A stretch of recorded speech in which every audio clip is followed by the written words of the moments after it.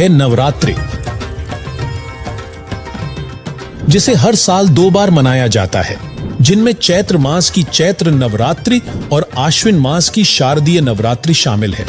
हिंदू मान्यताओं के अनुसार देवी दुर्गा को जगत जननी अर्थात सर्व सृष्टि की रचयिता माना जाता है और यही वजह है कि नवरात्रि के दौरान लोग लोक मान्यताओं अनुसार देवी दुर्गा से लाभ प्राप्ति के उद्देश्य को ध्यान में रखकर माता दुर्गा को प्रसन्न करने के लिए उनके 9 अलग अलग रूपों की पूजा करते हैं और 9 दिन व्रत उपवास रखते हैं। ऐसे में लोगों को यह जरूर जानना चाहिए, क्या नवरात्रि पर्व मनाने से दुर्गा जी को खुश किया जा सकता है?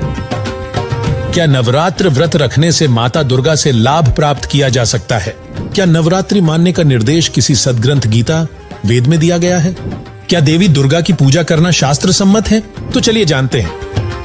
दर्शकों, मानव स्त्री पुरुष का जन्म भाग्यवान आत्माओं को मिलता है, जो पूर्व जन्मों में किए गए पापों तथा पुण्यों पर आधारित होता है, जिसे प्रारब्ध कहा जाता है। इस बात को सब मानते हैं कि कर्म से सुख और कर्म से ही दुख होता है।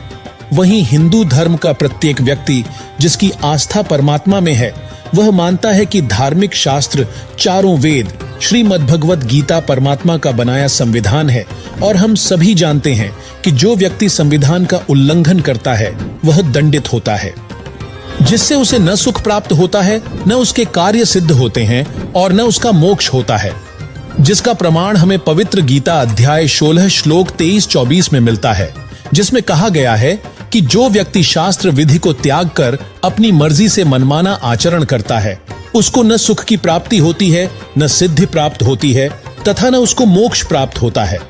इसलिए तेरे लिए कर्तव्य और अकर्तव्य की व्यवस्था में शास्त्र ही प्रमाण है, इसलिए तू शास्त्रों में बताए कर्म कर। नवरात्रि पर 9 दिन श्रद्धालु माता को खुश करने के लिए व्रत रखते हैं, अर्थात भूखे रहते हैं। लेकिन जरा विचार कीजिए, बच्चे भूखे रहेंगे तो माँ क्या खुश रह सकती हैं? दर्शकों, इस नवरात्रि पर जानिए क्या व्रत रखने से माता दुर्गा खुश हो सकती हैं। तो देखना ना भूलें हमारे इस खास वीडियो को कल सुबह 11 बजे।